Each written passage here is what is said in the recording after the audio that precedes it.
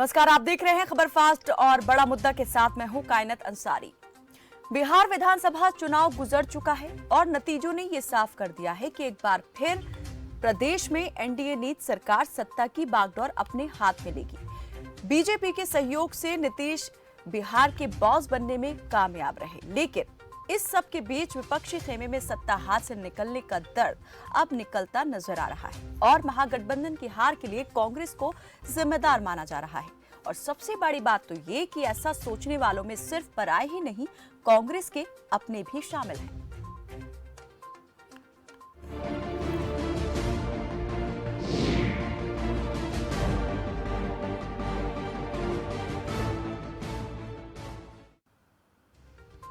तो एक तरफ जहां एनडीए अपने सहयोगी दलों को संतुष्ट कर एक साथ लेकर चलने में कामयाब रहा, तो दूसरी तरफ एनडीए के घटक दलों को अपनी तरफ लाने और सत्ता में बड़ा पद देने की महागठबंधन नेताओं की सारी कोशिशें जाया रहीं। विपक्ष के एकजुट रहने के दावों के बीच बिहार महागठबंधन में गांठ पड़ती नजर आ रही है। अलायंस के दो बड़े घटक राजद और कांग्रेस के बीच एक दूसरे के खिलाफ तीखी बयानबाजी तो कुछ ऐसे ही संकेत दे रही है। दरअसल राजद नेता शिवानंद तिवारी ने महागठबंधन की हार का जिम्मेदार कांग्रेस को बताया है। कांग्रेस की टॉप लीडरशिप पर निशाना साधते हुए राजद नेता शिवानंद तिवारी ने कहा था कि जब चुनाव पूरे जोर शोर से चल रहा था, तब राहुल गांधी शिमला में प्रियंका के घर पिकनिक मना रहे थे। उन्होंने कहा कि राहुल गांधी सिर्फ 3 दिन के लिए बिहार आए, जबकि प्रियंका गांधी तो आई ही नहीं। हालांकि राजद नेता के इस बयान पर पलटवार करते हुए कांग्रेस नेता तारिक अनवर ने कहा कि राहुल गांधी पर टिप्पणी करने से पहले शिवानंद तिवारी को सोचना चाहिए। कांग्रेस एक राष्ट्रीय पार्टी है, कांग्रेस राजद नहीं है, क्योंकि राजद एक क्षेत्रीय पार्टी है और उसके नेता बिहार तक ही सीमित हैं। राहुल ने कहा था कि जब भी जरूरत होगी वो बिहार आएंगे और उन्होंने ऐसा किया। वो राजद के नेताओं की तरह काम नहीं कर सकते। तारिक अनवर ने अपने बयान से भले ही राजद नेता को जवाब दे दिया हो, लेकिन एक बार फिर कांग्रेस के अंदर से भी सवाल उठते दिखाई दे रहे हैं। बिहार चुनाव में कांग्रेस पार्टी के महागठबंधन में सबसे कमजोर कड़ी साबित होने पर पार्टी के शीर्ष नेता कपिल सिब्बल ने सार्वजनिक तौर पर प्रतिक्रिया दी, जिसमें कांग्रेस नेतृत्व और संगठन को लेकर उन्होंने कई सवाल दागे हैं। तो आखिर कांग्रेस क्या वाकई में कमजोर कड़ी साबित हुई है? लेकिन क्या कांग्रेस नेतृत्व इस और कोई ध्यान दे भी रहा है या नहीं दे रहा है? इस सब पर करेंगे चर्चा और इस पर बात करने के लिए हमारे साथ कई मेहमान जुड़ चुके हैं। सुरेंद्र राजपूत हमारे साथ कांग्रेस के प्रवक्ता जुड़े हैं, दानिश इकबाल बीजेपी के प्रवक्ता हमारे साथ जुड़े हैं और राजनीतिक विश्लेषक प्रियंका यादव हमारे साथ जुड़ी हैं। बहुत स्वागत है आप सभी का हमारे साथ इस चर्चा में जुड़ने के लिए। सबसे पहले सुरेंद्र राजपूत जी, मैं आपसे जानना चाहूंगी, कांग्रेस के प्रवक्ता हैं आप। कांग्रेस में एक बार फिर से नेतृत्व को लेकर, संगठन की कमी को लेकर के, कमजोरी को लेकर के सवाल उठे हैं, बात उठी है, निशाना साधा गया है। क्या कहेंगे यहाँ पर कि कांग्रेस खुद अपनी गलतियों से नहीं सीख रही है, जहां काम करना चाहिए वहां ध्यान नहीं दे रही है? जी देखिए, सबके अपने अपने विश्लेषण है। आपका अपना विश्लेषण है, शिवानंद जी का अपना विश्लेषण है, या कपिल सिब्बल ने जो बात कही उनका अपना विश्लेषण हो सकता है। लेकिन अगर आप ध्यान से देखेंगे बिहार के चुनाव को लेकर के, तो मात्र 15,000 वोट अगर हमें ज्यादा मिले होते, 12,700 कुछ वोट, तो आज आप ही लोग राहुल गांधी जी के कांग्रेस के करिश्मे की बात कर रहे होते। आप समझिए, हमको जो सत्ता गठबंधन हुआ है, जिन्होंने वोटों की चोरी कर करके जो इस समय सत्ता बनाई है और जो वोटों को, जिन लोगों ने मतों को चुराया है, आप अगर उनको आप देख लें, जो लगभग 20 से 22 सीटें हैं जहां पर मत प्रतिशत का हिसाब बहुत ही कम है, जहां पर कहीं पर 12 वोट से उनको चुनाव जिताया गया, कभी 157 से, कभी 500 से। मतलब आप ये मानिए कि 12 वोट से लेकर के 1000 वोटों के बीच में, और उसमें बैलेट बॉक्स को जो नहीं गिना गया है वो आपके सामने है। तो आप ये चर्चा कर रहे होते, अगर वो हम जीत गए होते आराम से, तो ये चर्चा कर रहे होते कि राहुल गांधी जी का कुशल नेतृत्व, तो कांग्रेस ने ऐसा किया, कांग्रेस ने वैसा किया। तो अब खैर इन सब बातों का कोई मतलब नहीं, लेकिन आपको मैं एक बात और बता देता हूं। नीतीश कुमार जी की पार्टी 122 सीटों पर चुनाव लड़ी और उसको जितना वोट मिला, अगर उसका आप एवरेज निकालेंगे तो 55,000 पर कंस्टिट्यूएंसी है। और कांग्रेस 70 सीटों पर चुनाव लड़ी और उसका एवरेज 57,000 पर कंस्टिट्यूएंसी। आप समझिए मेरी बात को। कांग्रेस तीसरे नंबर की पार्टी रही है काउंटेड वोट के शेयर के हिसाब से। आरजेडी जनता दल यूनाइटेड उससे नीचे है। लेकिन उसके बाद भी चूंकि हम चुनाव हार गए, हमारी सरकार नहीं बनी है, तो हम इस हार को विनम्रता से स्वीकार करते हैं। आप लोगों का अपना निर्मम विश्लेषण भी हमें मान्य है और वो हमें धनात्मक ऊर्जा जी, देगा। सुरेंद्र रही राजपूत बात जी, आपके खुद अपने नेता भी इस बात को लेकर अब सवाल उठा रहे हैं। उनका खुद कहना है, कपिल सिब्बल ने जिस तरीके से बात की, उन्होंने कहा कि पार्टी में कोई संवाद नहीं हो रहा है, इसीलिए मजबूरीवश सार्वजनिक मंच पर उन्हें अपनी बात यहां पर रखनी पड़ रही है और पार्टी को कई चीजों की तरफ ध्यान देने की जरूरत है। उनमें से नेतृत्व भी एक आ जाता है। बात यहाँ पर किस तरीके से हमें जोरदार तरीके से या मजबूत तरीके से जनता तक पहुंचानी है, वो चीज आ जाती है। सक्रिय नेतृत्व एक बार फिर से कमी महसूस की जा रही है। आप देखिए, फिर वही बात आ जाती है कायनाथ जी की हर आदमी का अपना अपना विश्लेषण है। कपिल सिब्बल साहब का अपना सम्मान, शिवानंद तिवारी जी का अपना सम्मान, तारिक अनवर साहब का अपना सम्मान। उन सबके सम्मान के साथ मैं एक बात कह रहा हूँ आपसे, संवादहीनता की स्थिति अगर हमारी पार्टी में होती है या हम ग्राउंड रियलिटी पे काम नहीं कर रहे होते तो आपको हाथरस जाते हुए श्री राहुल गांधी जी नहीं दिखाई पड़ रहे हो। आपको पंजाब में 3 दिन की यात्रा करते हुए, किसान यात्रा करते हुए श्री राहुल गांधी जी नहीं दिखाई पड़ रहे होते। आपको 3 दिन और 4 दिन लगातार बिहार में अपनी रैलियां करते हुए चुनाव प्रचार के जिस वक्त में, चुनाव के दौर में जब राहुल गांधी को बिहार में होना चाहिए था, चुनाव प्रचार में रैलियों में होना चाहिए था, उस वक्त वो हिमाचल में छुट्टियां मना रहे थे, पिकनिक पर थे, प्रियंका गांधी के घर पर थे। ऐसे में सवाल तो उठना लाजमी है कि आप क्या गंभीर नहीं है? शिवानंद तिवारी जब ये कहते हैं कि वो नॉन सीरियस पर्यटक राजनेता हैं। ये शिवानंद तिवारी जी को हम बहुत गंभीर जवाब दे सकते हैं, लेकिन चूंकि वो आरजेडी के नेता है, उनका निजी विचार, उनको जवाब ऑलरेडी मनोज झा जो आरजेडी के राष्ट्रीय प्रवक्ता है उन्होंने दे दिया है। उसके बाद हम शिवानंद जी को कोई इसलिए कड़वी बात नहीं कहना चाहते कि शिवानंद जी का अपना दल है, वो अपने दल के नेताओं के लिए बोले। हमारे दल के नेता श्री राहुल गांधी जी है, वो कहां पर क्या कर रहे थे ये विषय शिवानंद तिवारी जी का नहीं है और उनको उचित जवाब श्री मनोज झा ने दिया है। उम्मीद करता हूं कि आप उस जवाब को एक बार पढ़ लेंगी या सुन लेंगी तो आपके मन से शिवानंद तिवारी जी की वो चीजें खत्म हो जाएंगी। उचित समय पर हम उनको भी जवाब देंगे। एक चीज हम आपको, कमिटमेंट की पॉलिटिक्स की बात है तो आज की डेट में राहुल गांधी जी का ही सिर्फ कमिटमेंट ऐसा है जो आरएसएस से और भाजपा से बहुत ईमानदारी से लड़ रहा है। कोई एक दूसरा दल या एक दूसरी पार्टी आप बता दीजिए जो भारतीय जनता पार्टी से और आरएसएस से इस तरीके से आइडियोलॉजिकली लड़ रही हो, और कोई एक नेता। लेकिन क्यों फिर खुद आपके अपने ही नेता कपिल सिब्बल कहते हैं कि आप कांग्रेस, वो कांग्रेस नहीं रही है, जनता का विश्वास जो है कांग्रेस के प्रति कम हो गया है, हमें ये मानना होगा, स्वीकार करना होगा कि हम कमजोर हो रहे हैं और इस ओर ध्यान देने की जरूरत है। हम कमजोर तो निश्चित तौर पर, अगर हमारे पास सत्ता नहीं आ रही है तो निश्चित तौर पर हम कमजोर हुए हैं, इस बात में तो कोई दो राय नहीं। सच बात ये है, हमारी तो जीती हुई, जैसे मध्य प्रदेश हमने क्लियर कर जीता था और वहां पर लोकतंत्र का अपहरण किया गया भारतीय जनता पार्टी के नेताओं के द्वारा, मनी तंत्र से। तो हम आपको एक चीज खाली कह रहे हैं कि संगठनात्मक रूप में जो भी कमियां हैं उसको पूरा करने के लिए पीडब्ल्यूसी की बैठक भी जल्दी होगी, सारी बातें भी जल्दी होंगी, ऐसी बात नहीं है। दानिश जी, मैं आपको बताऊं बिहार नेतृत्व के लिए हम कितना सीरियस थे, इस बात का हम आपको सिर्फ एक उदाहरण देकर के मैं बात खत्म करता हूं कायनाथ जी। हमारी पूरी की पूरी कांग्रेस श्री रणदीप सिंह सुरजेवाला जी के नेतृत्व में 1.5 महीने से बिहार में बैठी हुई थी और हर चीज हम लड़ा रहे थे। राहुल गांधी जी के ऊपर ये दोषारोपण करना आरएसएस की और संघ की साजिश का हिस्सा है, इसके अलावा और कुछ नहीं।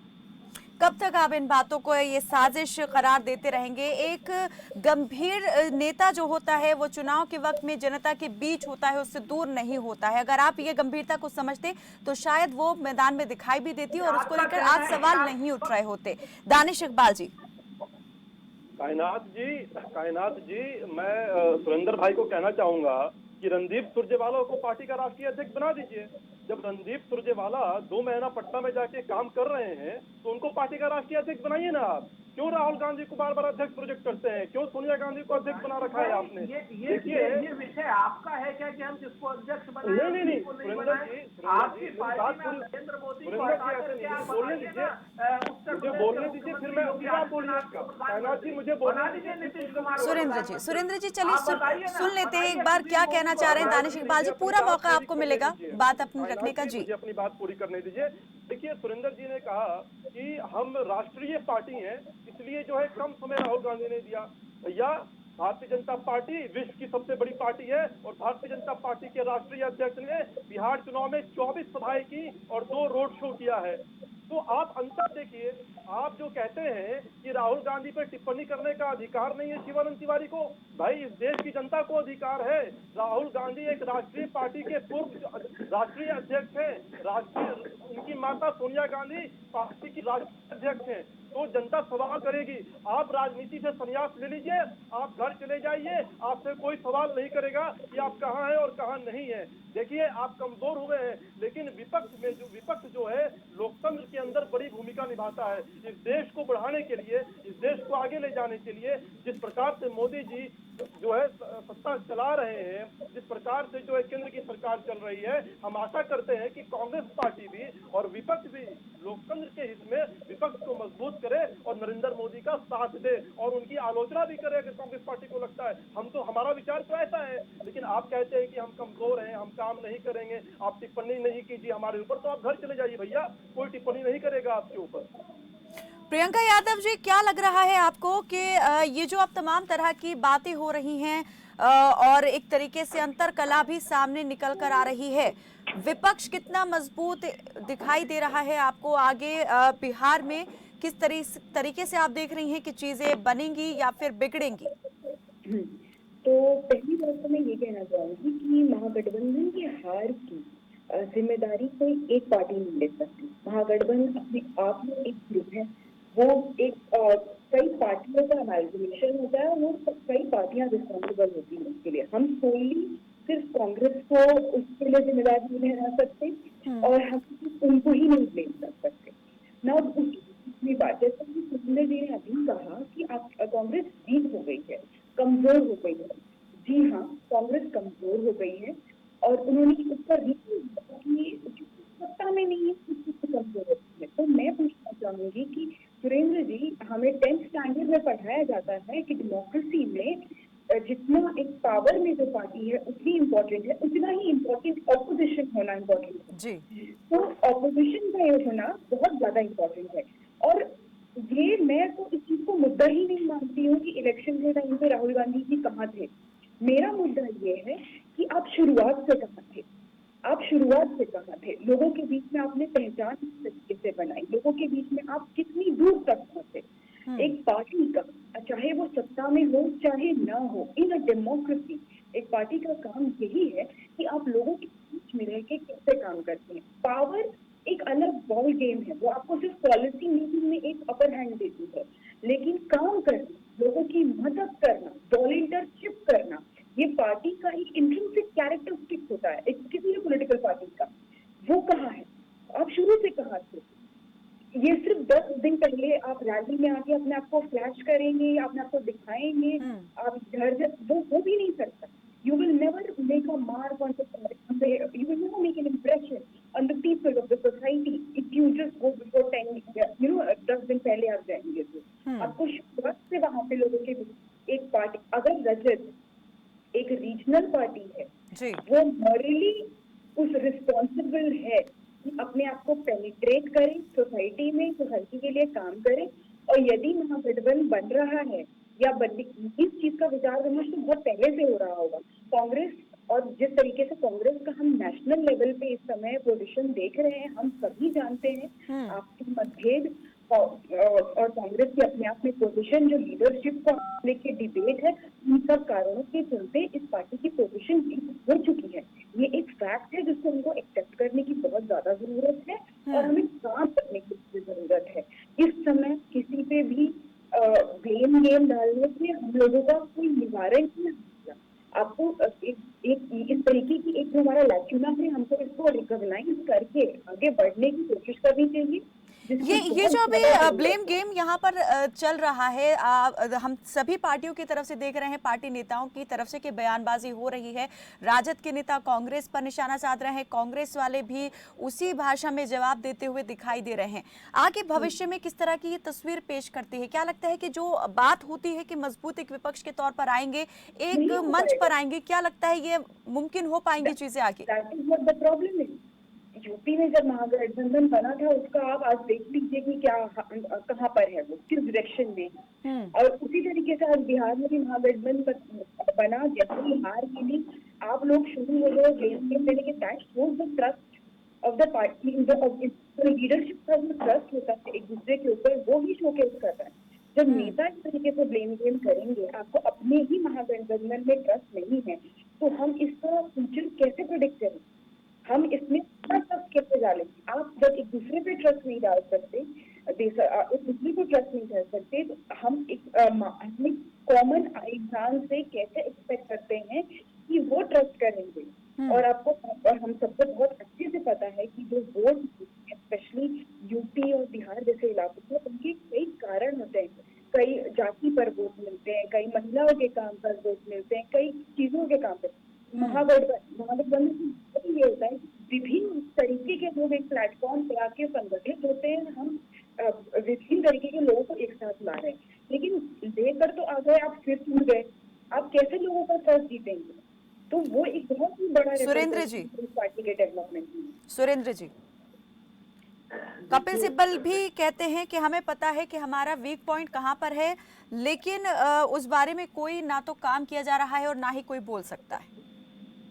कपिल सिब्बल पर मैंने जवाब दे दिया है ऑलरेडी। मैं आपको, प्रियंका जी ने कुछ बातें बड़ी महत्वपूर्ण कही, मैं उन पर जवाब देना चाह रहा हूँ। और सच बात यह, कपिल सिब्बल पर आपको एक लाइन खाली बता देता हूँ कि हमारी पार्टी में पूरा CWC की बैठक भी जल्दी होगी। कपिल सिब्बल हमारे वरिष्ठ नेता हैं और जिस तरीके की भी बातें करना चाहेंगे वो सारी बातें होंगी। पहले भी उन्होंने लेटर लिखा था।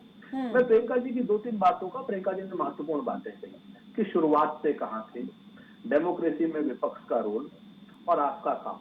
मैं तीनों चीजों के लिए प्रियंका जी, मैं आपको जिम्मेवारी से कहता हूँ कि बिहार ही नहीं, पूरे देश में अगर आपने देखा होगा, श्री राहुल गांधी जी को, श्रीमती प्रियंका गांधी जी को, सोनिया गांधी जी की तबीयत कैसी है कैसी नहीं, वो आपके सामने है। उसमें हम टिप्पणी ना तो आपसे उम्मीद करेंगे कि आप मांगेंगी और ना हम चाहते हैं करना, ठीक है ना। वो अपना काम कर रही है, वो राष्ट्रीय स्तर पर संगठन का काम जो कर रही है वो कर रही है। लेकिन अगर आपको राहुल गांधी जी की और प्रियंका गांधी जी की सक्रियता नहीं दिखाई दे रही है पूरे राष्ट्रीय मुद्दों पर, चाहे उत्तर प्रदेश का मुद्दा हो, चाहे बिहार का मुद्दा हो, और चाहे हरियाणा का मुद्दा हो, और चाहे वो पंजाब में किसानों का मुद्दा हो, और चाहे वो कामगार मजदूरों का पलायन का मुद्दा हो पूरे देश से, और चाहे वो और किसी चीज का भी मुद्दा हो, सड़क से लेकर के संसद तक अगर कोई एक नेता निर्बाध रूप से बात कर रहा है जनवरी से, तो वो श्री राहुल गांधी जी है। इस बात को तो आप मानेंगे। सबसे पहले कोरोना काल की विपदा को बताने वाले कौन थे? राहुल गांधी जी। सुनामी जो अर्थव्यवस्था की थी उसको बताने वाले कौन थे? राहुल गांधी जी। लेकिन भारतीय जनता पार्टी का क्या उसमें? सुरेंद्र जी, भले ही आप कह रहे हैं सारे मुद्दों पर बात कर रहे हैं राहुल गांधी, लेकिन फिर उसमें वो प्रभाव क्यों पैदा नहीं हो रहा बात को? वो प्रभावहीन बात क्यों हो रही है? वो प्रभावहीन, वो जवाब जनता का देना है। मैं जनता की भी बात कर लेता हूँ आपसे। जनता ने हमें बहुत प्यार दिया है।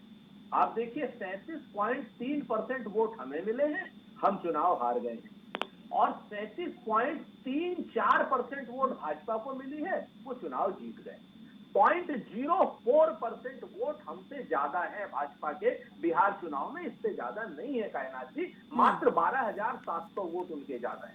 सुनिए मेरी बात को, तो ऐसा नहीं है कि जनता ने हमें प्यार या हमें विश्वास नहीं दिया।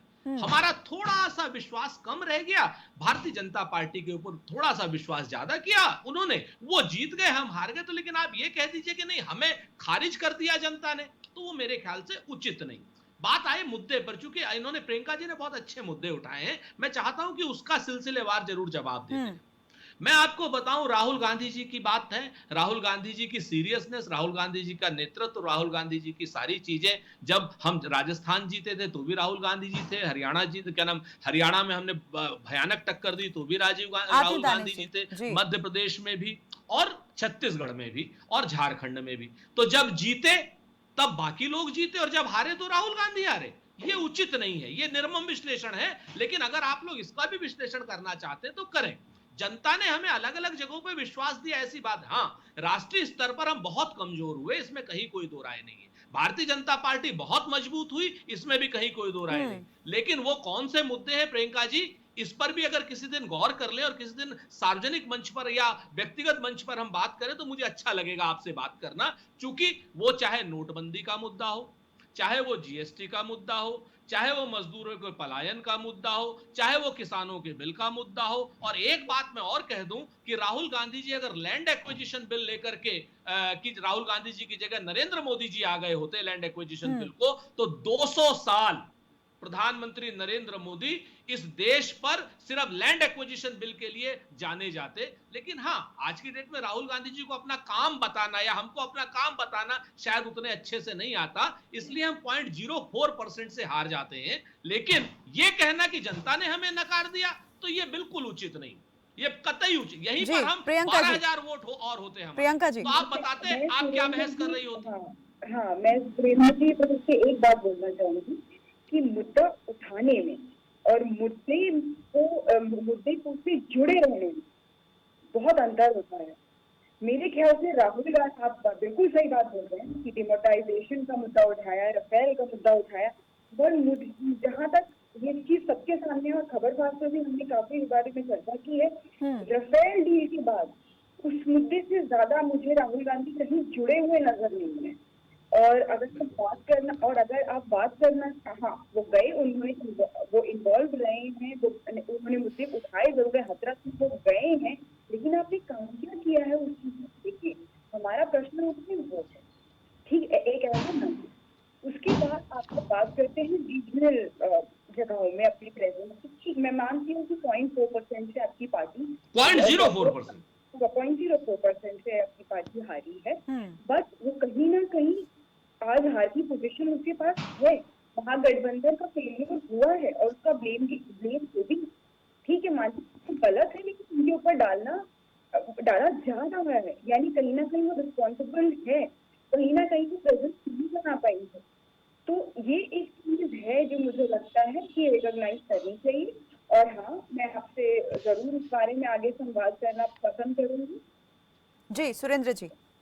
मैं बहुत छोटी बात, प्रियंका जी ने बड़ी अच्छी बात कही, मैं फिर से कहता हूँ, अच्छा लगता है जब इस तरीके के राजनीतिक विश्लेषक जो निरपेक्ष भाव से बात करते हैं, वरना राजनीतिक विश्लेषकों के तो भेष में कौन कौन आ रहा है आज की डेट में, क्या कहें हम। मैं आपको 2-3 चीजें कहता हूँ प्रियंका जी। राफेल का मुद्दा ना हमने छोड़ा है, ना हमने डिमोनेटाइजेशन का मुद्दा छोड़ा है, लेकिन हमारी विपक्ष की अपनी एक ताकत है। जब सुप्रीम कोर्ट के आदेशों को गलत तरीके से व्याख्यात कर, सुप्रीम कोर्ट में जब पैसे की बात आई, सुप्रीम कोर्ट ने ये नहीं कहा कि इसमें बेईमानी हुई या नहीं, सुप्रीम कोर्ट ने ये कहा कि पैसे का, यानी कितने का राफेल है, ये हम प्रीव्यू नहीं कर सकते, ये संविधान हमको इजाजत नहीं देता है। उसको किस तरीके से सामने रखा गया? हमने एक ही चीज तो कही थी, जैसे बोफोर्स में जेपीसी बनाई, आप राफेल में जेपीसी बना दीजिए, आपके ज्यादा सांसद हैं, जेपीसी में आपके ज्यादा सांसद आएंगे, हमारे कम आएंगे, दूध का दूध पानी का पानी हो जाएगा। आप हमें बताइए, हम संवैधानिक मांग ही कर सकते, जेपीसी तो हम नहीं बना सकते ना। तो राहुल गांधी ने एक भी मुद्दा नहीं छोड़ा। आप देखिए, राफेल में अनिल अंबानी के इन्वॉल्वमेंट को राहुल गांधी ने अगर उठाया, तो आज एचएएल की क्या पोजीशन है आपके सामने है, आपके सामने सब कुछ।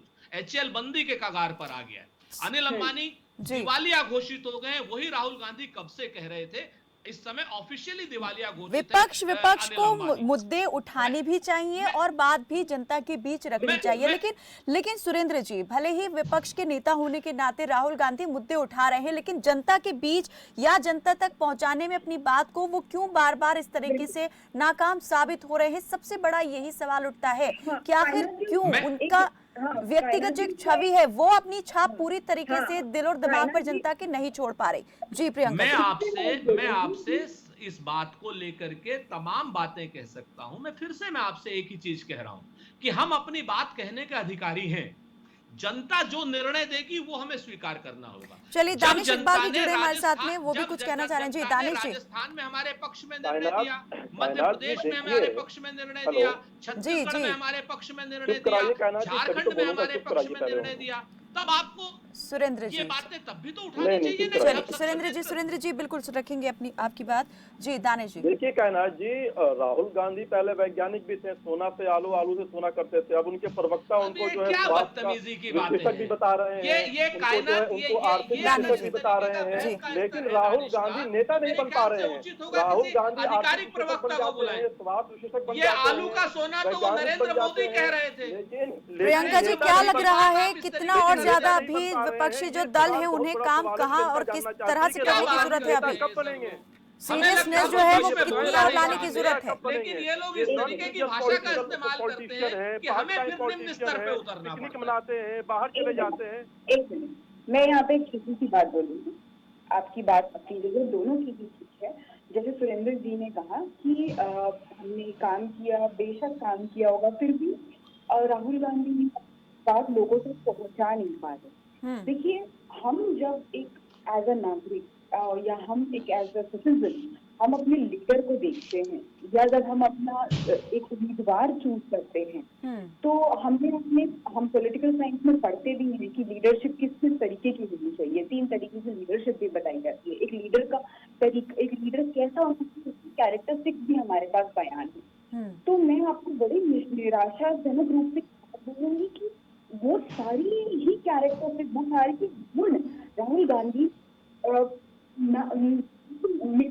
नजर आते हैं। जो जब राहुल गांधी ने अपना इस्तीफा दिया एज अ प्रेसिडेंट, समय से ये बात चली, पार्टी में जो लड़ाई, जब कई समय तक पार्टी का कोई लीडर ही नहीं था, वो एक डिस्ट्रस्ट पैदा करता है amongst the masses about the party. बिल्कुल, ये बात जरूर महसूस अब की जा रही है कि एक राष्ट्रीय स्तर की पार्टी होने के नाते जिस तरीके का प्रदर्शन यहाँ पर कांग्रेस को करना चाहिए था वो नहीं हो पा रहा है, लगातार उसमें गिरावट ही देखी जा रही है। तो बहुत ज्यादा ये सोच विचार करने की बात है कि आखिर पार्टी के जो कैडर है उसकी कमी है या फिर जो पार्टी का शीर्ष नेतृत्व है वहां से आने वाले कमान की कमी है। बहुत बहुत शुक्रिया सभी मेहमानों का।